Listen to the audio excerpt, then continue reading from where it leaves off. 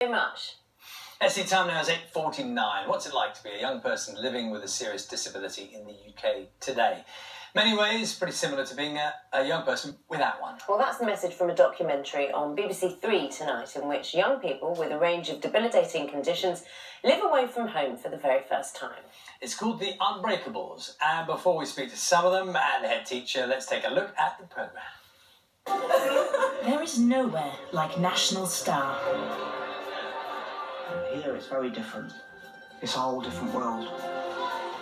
Home to students with a wider range of disabilities than anywhere else. This is our place and we can do what we want. 3 years away from home. Bye-bye, Chad's Grove. I'll see you in a couple of years. Independence. I want independence. For the first time learning to live. Life's like not permanent, it can change so quickly. I love all these people. Babe! I love you! To love. All right, ladies.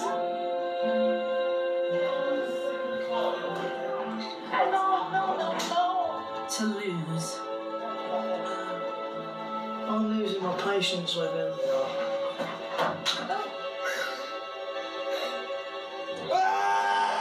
And to never give up. No one's going to stand in the way.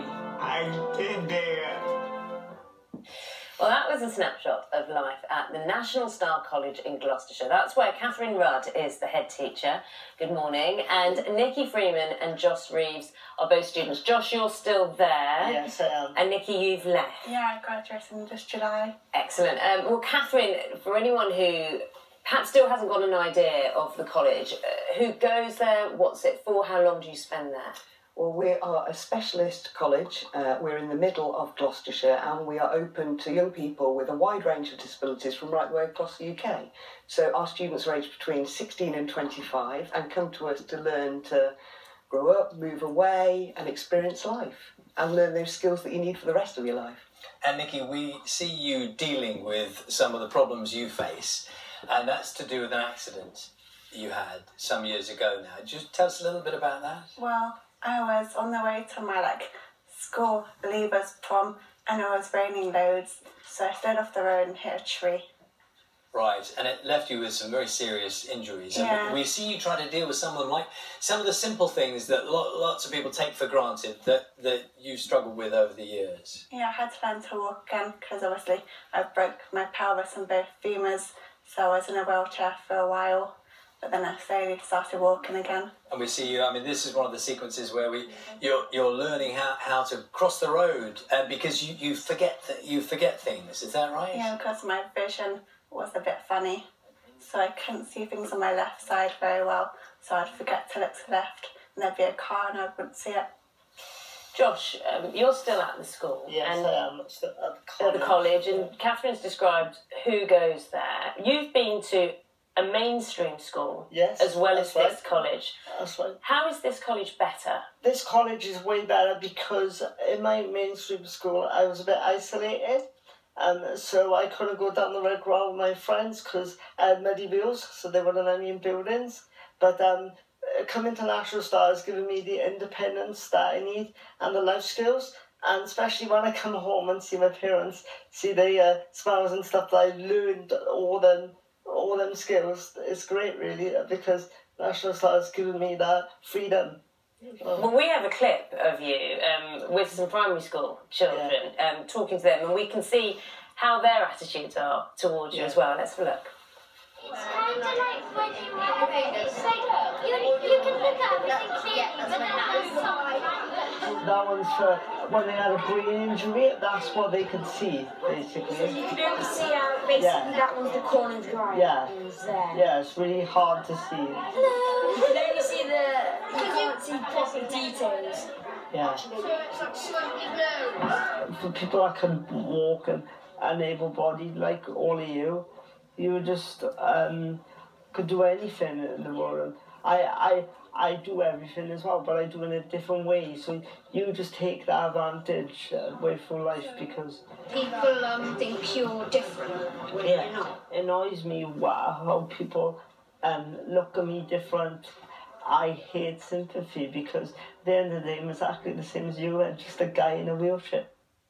Is it frustrating, Josh, to meet people with the children there? They were trying to experience different disabilities, but it must be very frustrating when people don't understand that you're just doing the same thing as everyone else. It is really, because at the end of the day, I don't like sympathy and I don't like tapping on the back or people saying to me, "Oh, ain't you special?" I hate the word special, and that's what my campaign's about. It's called "Don't Call Me Special." So please, like, hashtag "Don't Call Me Special," because I want to get the message across and stuff. Start my campaign going. And Nikki, there's some very moving scenes in the film. There's quite a lot of romance knocking around in the college, which again, as we said at the beginning, like any other college, these are young people, starting to experience life. Yeah, I've got a boyfriend, Liam, and we got together at college. In his first year, he was in my maths class, and he's very good at maths, and I'm very bad at maths.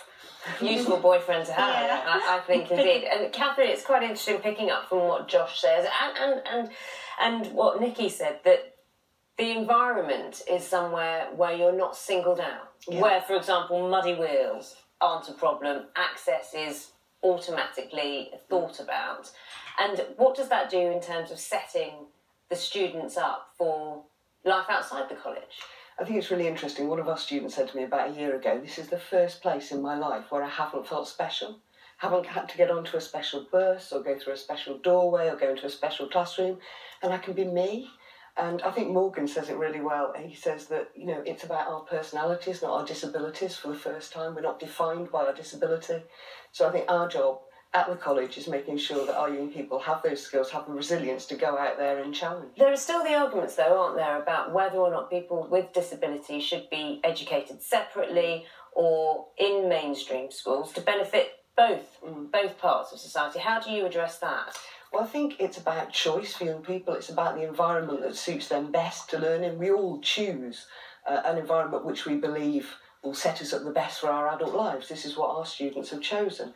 And I think Josh picks it up really well, that actually in his mainstream school, he was quite isolated. So actually, inclusion sometimes isn't real. And can I just ask, Nikki, you left the college now, so what's happening? What's happening in your life now? Well, now I'm back in my hometown, living in a flat with another lady. So I have, support workers coming in to supervise me cooking meals so I don't burn the place down.